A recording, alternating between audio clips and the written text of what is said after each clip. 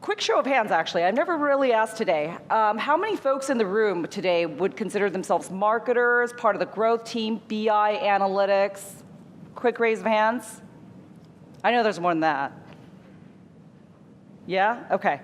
I think one of the things I really wanted to get a sense from is within the last year or two, how many of you folks have been tasked with your companies to think about MTA and factoring the component of what incrementality and MTA really means in the next year? Have you guys been asked about that? Now, how many of the folks in the room feel like there's actually a viable solution in the horizon? Okay, now there's truly no hands.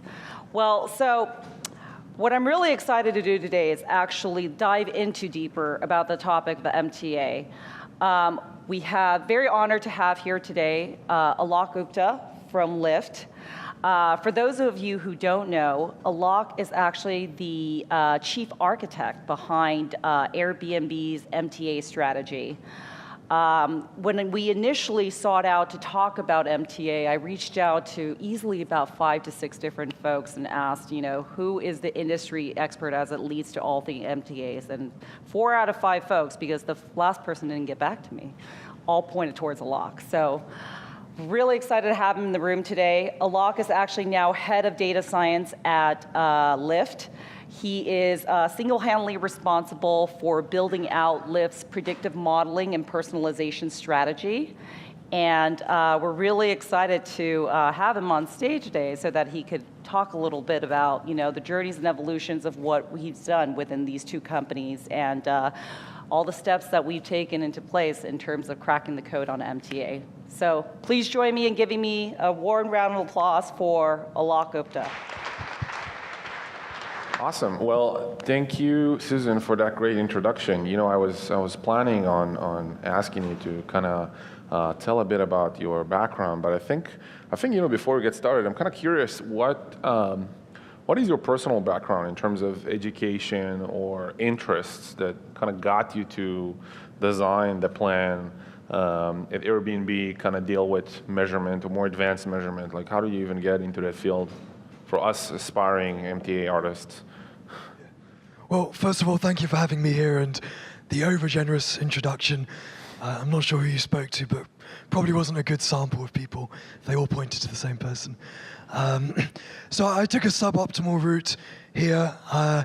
My degrees, I'm from London, UK, and I did a PhD in statistical finance in the early 2000s, and I was all set for a career in finance, and then the financial crisis happened, so I became useless again, and I stayed at university a bit longer to let that pass over, and moved into high-frequency trading, which took me to New York in 2012.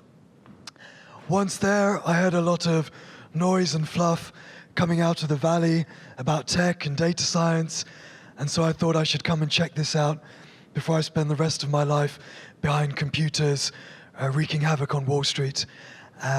So I came, and I actually didn't get into measurement and marketing until about 4 years ago at Airbnb. Before that, I was doing data science in risk and fraud, actually. Fraud on Airbnb, people taking over accounts, credit card fraud, planning orgies, prostitutes booking listings, all the good stuff that we tried to block. We had predictive models for that. I didn't expect that. But okay. You ask, you get. Yeah. And then I moved into growth data science and started to think about marketing data science. And a lot of people were really excited about all these clever algorithms, personalization, targeting, automated bidding, keyword expansion. And I kept saying to everyone, yeah, but how do you know if it's going to work? Or how do you know if it's successful? And they're like, we'll just see if it goes up. I'm like, if what goes up? Conversions, bookings. I'm like, well, how do you know it wouldn't have gone up anyway? And they're like, I don't know. So I said, okay, step back. Let's first figure out measurement. Once you have measurement, optimization is easy. Everyone can optimize. Off the shelf, there's lots of packages that help you optimize. But measurement is really, really hard, and there's no off-the-shelf solution because it's really, really hard. So I've been devoting my last 2 or 3 years to being an advocate for investing in measurement, because my background is in optimization, but I get frustrated if you don't know and you can't measure how good your optimization is. Cool. That's great. And actually, when I think about the audience and some of the conversation we had today, I mean, there's a lot of businesses that have multiple platforms involved, and it's not just mobile. But for many of the sessions, every time we kind of mention attribution, the word, the first thing that comes to mind is mobile app installs, and thinking about an MMP, which is a nice term invented by our friends at Facebook for their program. But essentially, we're thinking of a mobile app download installation. And I'm kind of curious, that's when you kind of zoom out and think of attribution, you can think of something a lot larger. So how do you define attribution or measurement in a more broader term? How do you think companies should look at that?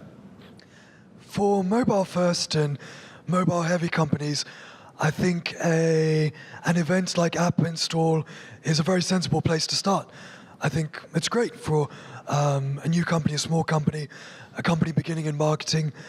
For Lyft, however, we have to go much further down the funnel. So, 90% of people that install our app don't use or don't take a first ride, don't make their first ride as a driver.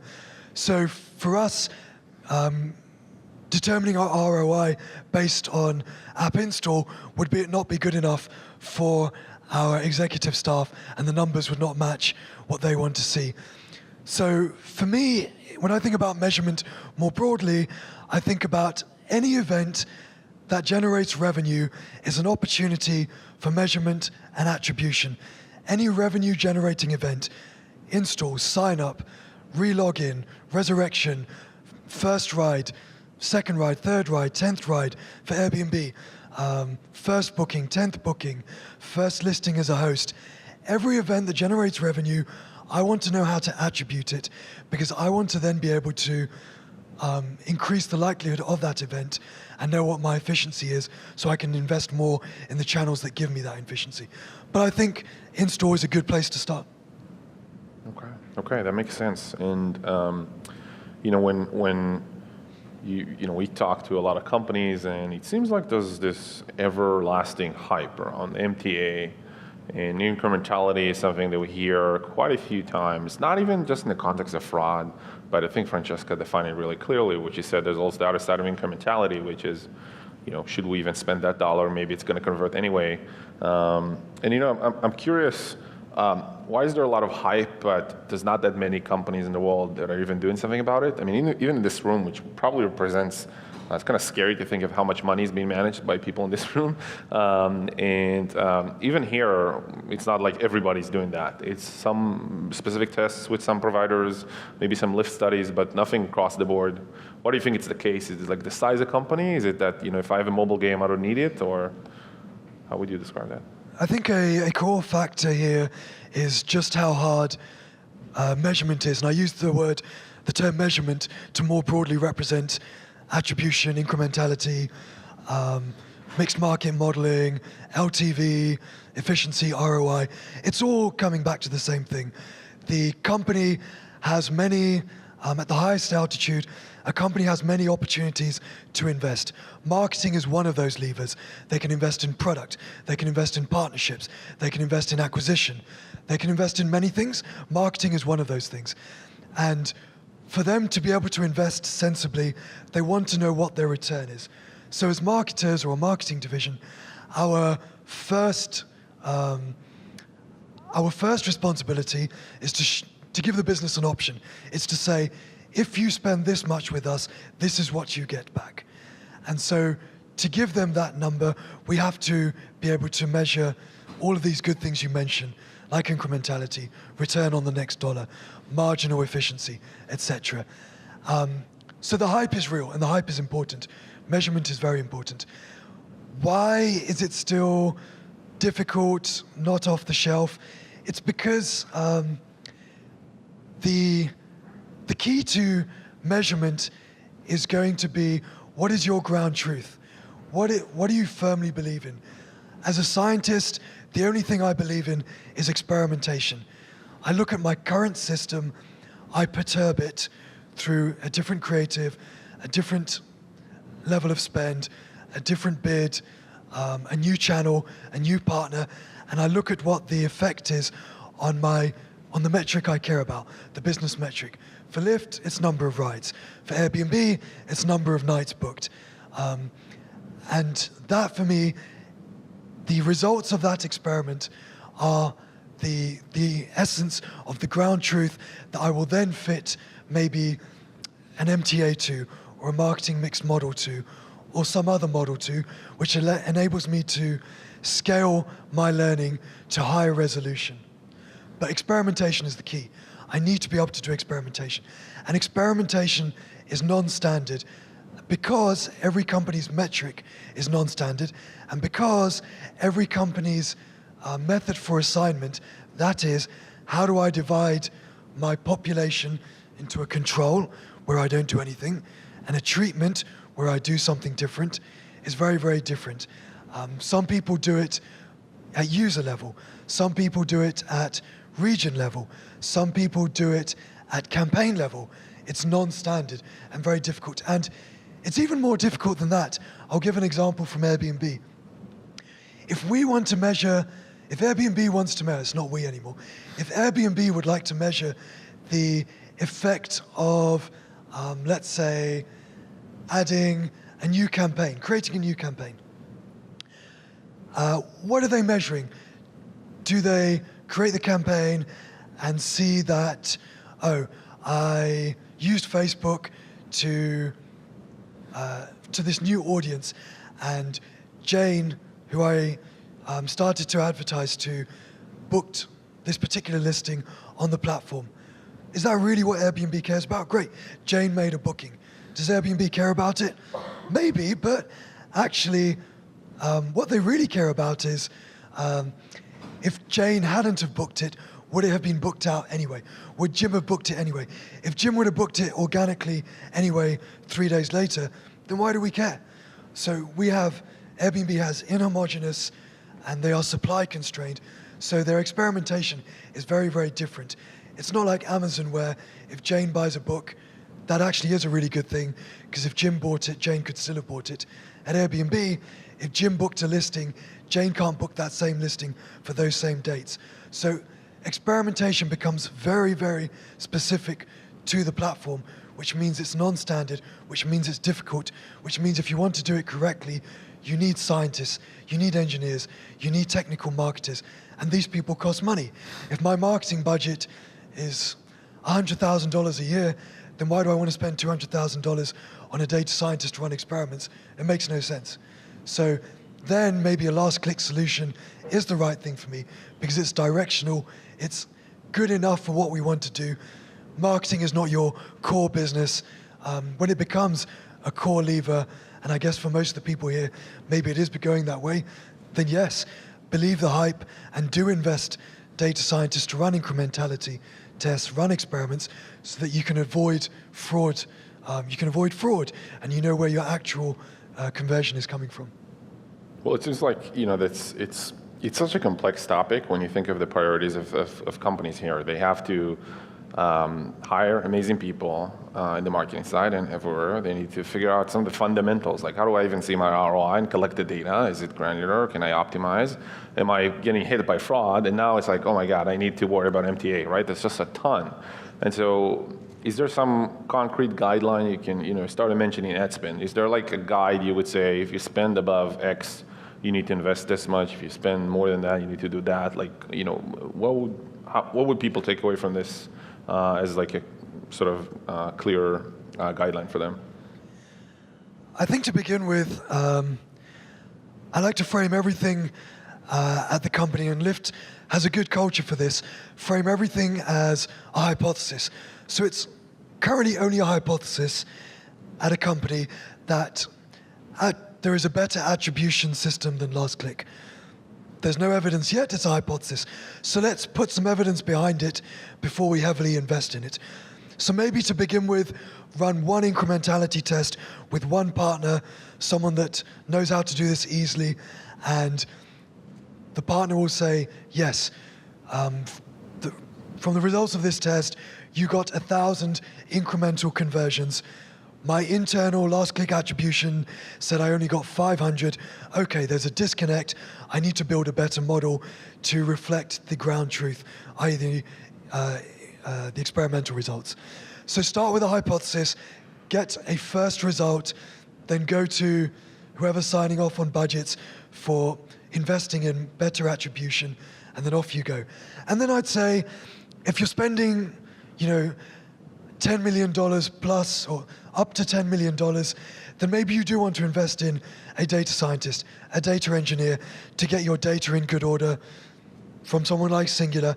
And on the back of that, marry it to more internal data and build a more holistic conversion attribution system that can attribute beyond app download, maybe to your first conversion, and then maybe your fifth conversion. Or maybe you have an LTV model in-house. Can you marry those two things together? If you're spending more, $100 million or more, then yeah, maybe you want to think about, do I start to build out a multi-touch attribution model with 2 or 3 data scientists, 4 or 5 engineers, try a few partners, see if I like any of those. If I don't like any of those, then maybe I build something in-house. Maybe I try both to see if I can do a better job in-house versus in-house. But I think the essence of what I'm saying is start small, get a win quickly to be able to influence senior people that this is an area to invest in, and go from there.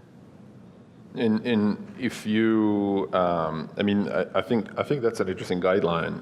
And I certainly think there's a lot of companies who probably spend more than 10 million and haven't done that yet, and probably trying to scale that. If that happens, if you bring in such a change to the organization, you may have to deal with a lot of change management internally as well, right? Like, what happens if I have a team of 10 user acquisition managers and some of them are managing channels, and this new attribution says, well, that channel is not as good as you think. How do you guys even deal with that at Lyft? Is it something you've lived through already, or maybe Airbnb? Yeah, we're going through that right now. And I would say that if you find opportunity in one channel and the channel manager somewhere else is disappointed by that, you have the wrong channel managers and the wrong incentives, and you better shape up quickly, because everyone on your team, their only goal is to drive the business metric. And if you find opportunity somewhere, they should be jumping for joy, and they should be asking, great, how do I advocate for this other channel? How do I help us invest more in that? Great, take budget from my channel and put it in that channel. If they don't say that, you've got the wrong setup. The only thing you should be trying to drive is your business metric. At Lyft, we have the same thing. We only care about driving the business metric. If that means one channel switches off, great, and another channel ramps up, great. That's all we care about. Okay, that's fair. It's tough. I'm being direct and deliberately difficult, but that has to be the starting point, and that has to be the mindset shift to say, this is the metric, we all care about it. And you have to goal people correctly to it. If every 12 months you're goaling their performance review is, how much did you spend, how many acquisitions did you bring in, then yeah, of course they're going to be upset. But that's the wrong goaling. You have to goal them to, how much efficiency did you unlock, or how many opportunities did you find beyond the baseline? I think that's where the performance conversations have to be. Okay, that's interesting for sure, and I know it's an area of struggle for a lot of companies who have more advanced measurement, and I think in any company when you introduce this new process and it makes changes, it's not easy to deal with that. And I'm kind of thinking, let's say that some folks in the audience are excited about this, they want to learn more, they want to know, how do I build a team? What's the first thing? Like, who do they look for? Is it data scientists? Is it like completely, being lucky and finding someone like you? How do they even start doing that? I actually think in this space, my experience at Airbnb and Lyft, you probably need someone, if you don't have these people already, and I expect most of you guys have these people, is maybe a marketer who cares deeply about measurement, thinks about it, knows what's out there, knows the partners that are in this space, and to first have an advocate for doing this. Once you have that, then yes, maybe you bring a data engineer in, and then maybe you bring a data scientist in to help. But I think first of all, you need a strong technical marketer to create that space for a data science to come in, a data engineer to come in and be successful. And again, start with that single win where you can show people that, look, our current system says this, the truth is this, there's a disconnect, we need to solve for it. If we do this, we will make more money as a business. That's a very difficult thing to say no to and invest in and to create the space for.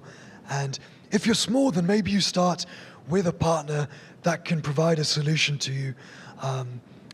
Yeah, and that's a great place to start. Okay, cool. And I guess, I want to leave some time for the audience. Is this timer means that that's all that we have? I don't know. Babs? Yes, no? Well, okay, I'll do one more question quickly, and then we'll have some questions from the audience. What do you think, there's obviously vendors, a lot of vendors available, right? As a marketer, when you have your analytics, attribution, you have your ad networks, like, what do you think they could do to make this more feasible? And, I know, for example, a lot of people do incrementality testing on Facebook, right? And this is like one of the few that offers that. What do you think in general you'd expect from your technology providers to help do that internally? I think a mindset that people want to spend, a mindset that our incentives should be all aligned. Everyone wants to get as much value from the dollars they spend. I hope our interests are aligned. And so for that, we need measurement, and measurement means experimentation. It means going beyond buying by number of impressions, or last click models, or buying views, or buying 10-second views. It means goaling to conversions.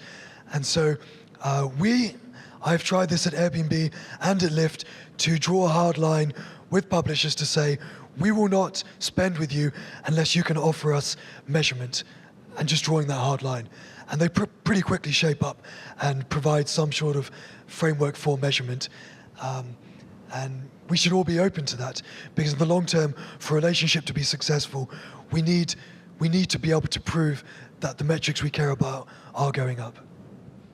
Okay, cool. Well, I'd love to take some questions from the audience, or, okay. Okay, well, I'm not going to take any questions from the audience because we ran out of time. I should have measured it more accurately, as you can see.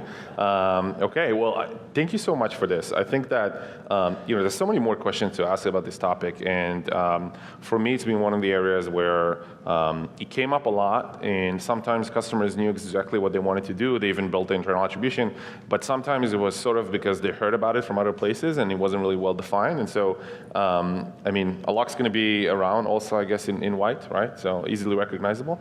And just make sure you catch him if you have any other questions. Great, thank you very much.